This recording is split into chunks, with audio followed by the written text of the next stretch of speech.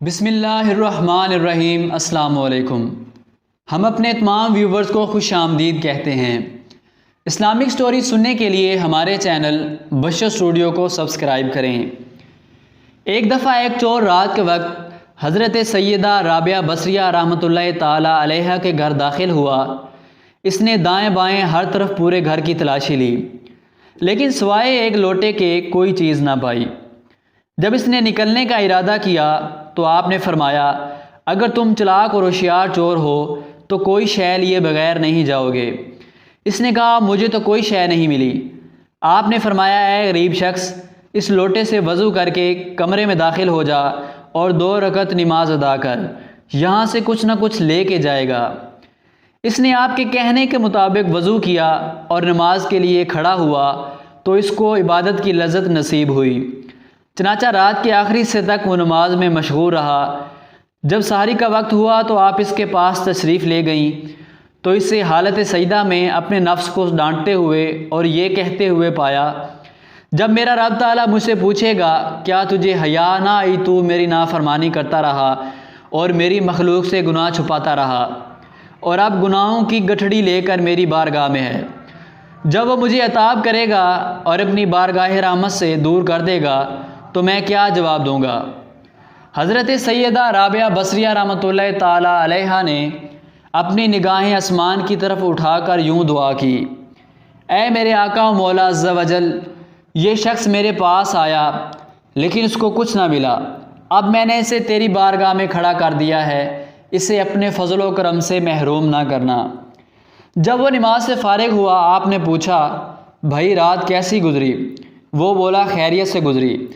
عاجزی و انکساری سے میں اپنے رب تعالیٰ کی بارگاہ میں کھڑا رہا تو اس نے میرے ٹیڑھے پن کو دور کر دیا، میرا عذر قبول فرما لیا اور مجھے بخش دیا اور مجھے میرے مطلوب و مقصود تک پہنچا دیا۔ پھر وہ شخص چہرے پر حیرانی و پریشانی کے آثار لیے چلا گیا۔ حضرت سیدہ رابعہ بصریہ رحمۃ اللہ تعالی علیہا نے اپنے ہاتھوں کو آسمان کی طرف اٹھایا اور عرض کی، اے میرے آقا و مولا عز و جل، یہ شخص تیری بارگاہ میں ایک گھڑی کھڑا ہوا تو نے اسے قبول کر لیا، اور میں کب سے تیری بارگاہ میں کھڑی ہوں، تو کیا نے مجھے بھی اپنی بارگاہ میں قبول فرما لیا ہے؟ اچانک آپ نے اپنے دل کے کانوں سے آواز سنی کہ ہم نے اسے تیری ہی وجہ سے قبول فرمایا ہے اور اپنا قرب عطا کیا ہے۔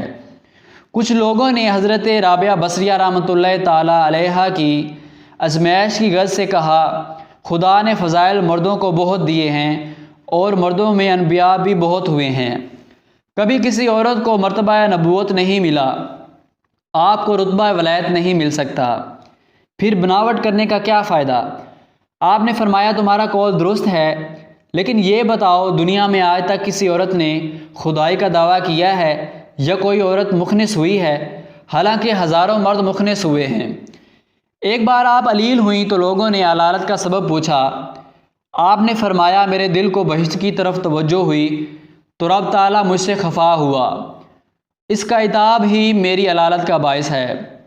ایک رات عبادت کرتے وقت فرمایا، اے میرے اللہ، میرے دل کو حاضر کر یا میری بے دلی کی عبادت کو قبول فرما لے۔ جب آپ کی وفات کا زمانہ قریب ہوا، جو مشائخ آپ کے قریب بیٹھے ہوئے تھے ان سے آپ نے فرمایا، آپ لوگ اٹھ جائیں اور فرشتوں کے لیے جگہ خالی کر دیں۔ سب لوگ باہر چلے آئے اور دروازہ بند کر دیا۔ پھر سب لوگوں نے ایک آواز سنی اور وہ آواز یہ تھی، اے نفس مطمئنہ، اپنے پروردگار کی طرف رجوع کر۔ اس کے بعد لوگ اندر گئے، دیکھا تو آپ کا وصال ہو چکا تھا۔